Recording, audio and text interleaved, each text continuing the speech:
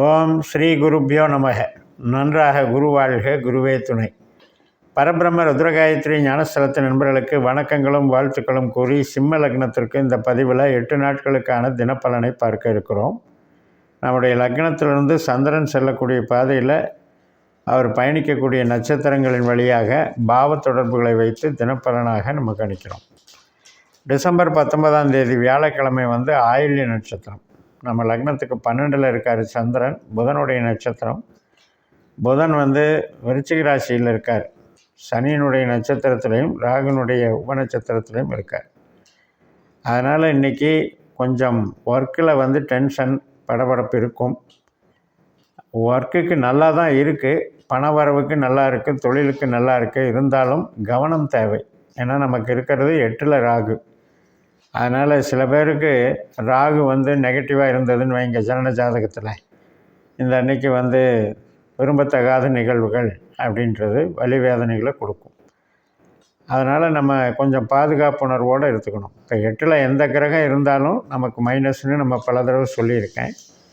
இப்போ 8ல் இருக்கிற ராகுவை போல் இந்த புதன் செயல்படுறாருன்னு புரிஞ்சுக்கணும்.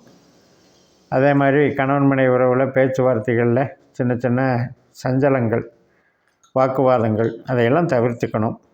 தொழிலுக்கு ஆதாயமான நாள் தான். டிசம்பர் 20 வெள்ளிக்கிழமை மகன் நட்சத்திரம். நமக்கு 12ஆம் வீட்டில் லக்னம் 12ஆம் வீட்டில் இருந்த சந்திரன் லக்னத்துக்கு வந்துடுறார். அப்போ கேதுனுடைய நட்சத்திரத்தில் இருக்கார். கேது சூரியனாகவும் சுக்கிரனாகவும் செயல்படுறதுனால, சூரியன் நம்ம லக்னாதிபதி நம்மளுடைய சிந்தனை செயல்திறனை இன்க்ரீஸ் பண்ணும். அது பேச்சில் வெளிப்படும். அது நேரத்தில் வேலையில் அது ஆதாயமாக தெரியும். நல்ல புகழ் கிடைக்கும், அங்கீகாரம் கிடைக்கும், தொழில் பலம் ஏற்படும், வளர்ச்சி உண்டு, பண வரவு உண்டு, நன்றாக இருக்கும்.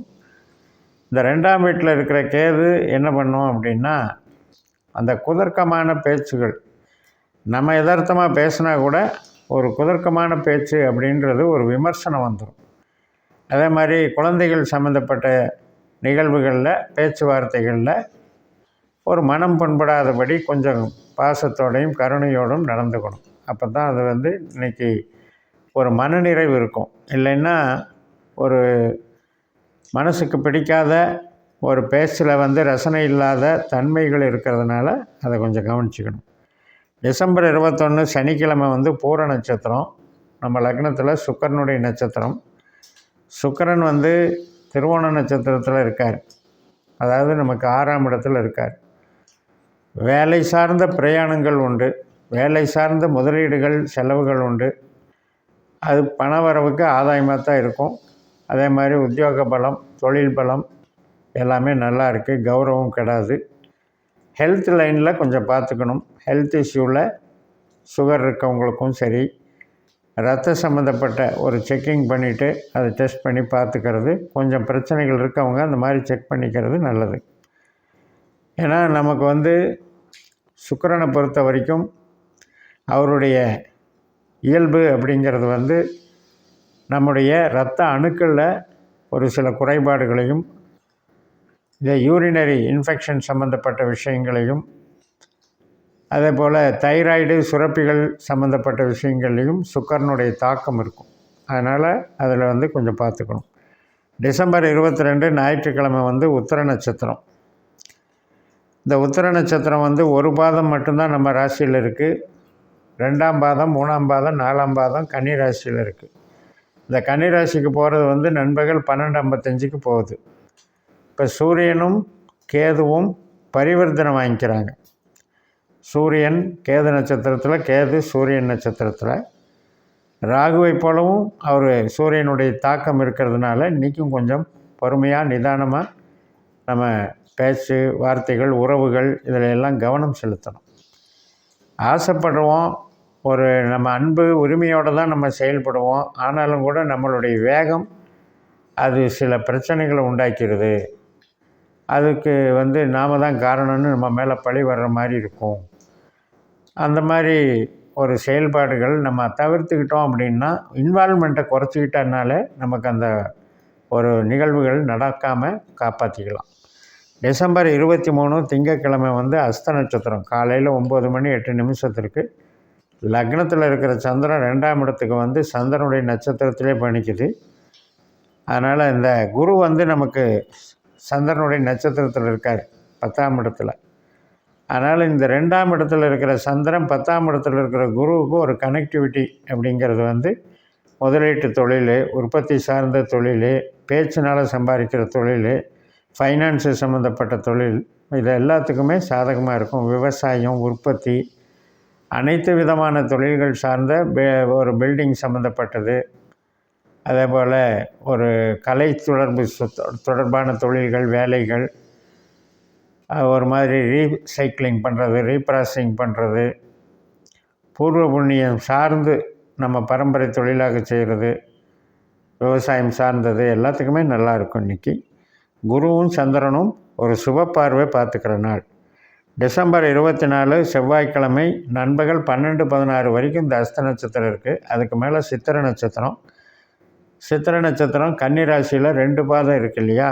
அப்போ அது இன்றைய நாள் செவ்வாய்க்கிழமையில் செவ்வாயினுடைய பலன்களை நம்ம அனுபவிக்க போகிறோம். அது சனியாகவும் சுக்கிரனாகவும் செயல்படுறதுனால நமக்கு வந்து உறவுக்கு நல்லா இல்லை, பொருளுக்கு நல்லா இருக்குது. பொருள் வரவுக்கு சிறப்பாக இருக்குது. ஏன்னா செவ்வாய் இருக்கிறது 12ல், நமக்கு 12ஆம் இடத்துல. அதே மாதிரி சுக்கிரன் இருக்கிறது 6ஆம் இடத்துல. அதனால் கணவன் மனைவி உறவு சார்ந்து மற்ற உறவுகள் எல்லாத்துலேயுமே கொஞ்சம் ஈடுபாடு குறைச்சிக்கணும். இது பொருளாதாரத்துக்கு நல்லா இருக்குது. வெளிநாட்டில் வேலை பார்க்குறவங்களுக்கும் அல்லது வேலை கிடைக்கிறதுக்கும் நல்லா இருக்குது. சில பேருக்கு கடன் வாங்கி கடன் அடைத்தல் நடக்கும். அதனால் பிரயாணங்கள் நடக்கும். கடன் கிடைக்கிறதும் சில பேருக்கு கிடைக்கும். அதனால் இன்றைக்கி வந்து தொழிலுக்கு நல்ல நாள். டிசம்பர் 25 புதன்கிழமை மத்தியானம் 3:21 வரைக்கும் இந்த சித்திரை நட்சத்திரம் இருக்குது. அந்த புதன்கிழமை அன்னைக்கு துலா ராசியில் இருக்கிற சித்திரை நட்சத்திரம் நடைபெறும் 3-4 பாதங்கள். அப்போ நமக்கு என்ன ஆகுன்னா, கொஞ்சம் 3ஆம் இடத்துல இருக்கிறனால கம்யூனிகேஷன் சார்ந்து சில வேலையில் நன்மைகள் நடக்கும். அக்கௌண்ட்ஸு சம்மந்தப்பட்டது, இடமாற்றம் சம்மந்தப்பட்டது, இடம் விற்கிறது சம்மந்தப்பட்டது, இது மாதிரி மருத்துவங்களில் பார்த்திங்கன்னா இஎன்டி சம்மந்தப்பட்ட ப்ராப்ளங்கள், இது மாதிரி அக்ரிமெண்ட்டு போடுறது, இது மாதிரியான நன்மைகள்லாம் நடக்கும். அந்த சித்திரை முடிஞ்ச உடனே சுவாதி நட்சத்திரம் வந்து மதியம் 3:21க்கு தொடங்குது. அப்போ ராகுனுடைய நட்சத்திரம். ராகு வந்து சனியை போலவும் கேதுவை போலவும் செயல்படுறாரு. சின்ன சின்ன பிரச்சனைகள் இருக்கும், அதை கொஞ்சம் அனுசரித்து ஓரளவுக்கு டேக்கிள் பண்ணி ரெடி பண்ணிடுவீங்க. இப்போ அது எதிர்பாராத சில தனவரவு, கொடுத்த பணம் வர்றதெல்லாம் இன்றைக்கி வரும். பட் வந்து அந்த 8ல் இருக்கிற ராகுல நாம் என்ன கேர் எடுத்துக்கணும்னா, அவசரப்படுறது கூடாது, படபடப்பு பரபரப்பு கூடாது. மறுநாள் வியாழக்கிழமை டிசம்பர் 26 சாயந்தரம் 6 மணி 8 நிமிடம் வரைக்கும் இந்த சுவாதி நட்சத்திரம், ராகுனுடைய நட்சத்திரம், அது முடிஞ்சு தான் விசாக நட்சத்திரம் தொடங்குது. விசாகம் வந்து குருவனுடைய நட்சத்திரம். குரு நமக்கு 10ஆம் இடத்துலையும் சந்திரனை போல் செயல்படுறதுனாலையும் புதனை போல் செயல்படுறதுனாலும் உற்பத்தி சார்ந்த தொழில்கள் மற்றும் எஜுகேஷன், பிரிண்டிங்கு மற்றும் நமக்கு அனைத்து விதமான விவசாயம், உற்பத்தி சார்ந்த தொழில்கள், பில்டிங் மெட்டீரியல், கம்ப்யூட்டர் சாதனங்கள், வியாபாரம், ட்ரேடிங், அனைத்து விதமான ட்ரேடிங்கும் நன்றாக இருக்கும். பொருள் வரவும் நன்றாக இருக்கும். இந்த அளவில் இந்த 8 நாட்களினுடைய பலனை பார்த்தோம். தொடர்ந்து பயணிப்போம். இந்த சேனலை சப்ஸ்கிரைப் பண்ணி ஷேர் பண்ணுங்கள். உங்கள் தனிப்பட்ட ஜாதக பலாபலன்களை என்னுடைய வாட்ஸ்அப் நம்பரில் தொடர்பு கொண்டு பலன் பெறுங்கள். உங்களிடமிருந்து விடைபெறுகிறேன். உங்கள் JMS. நன்றி, வணக்கம்.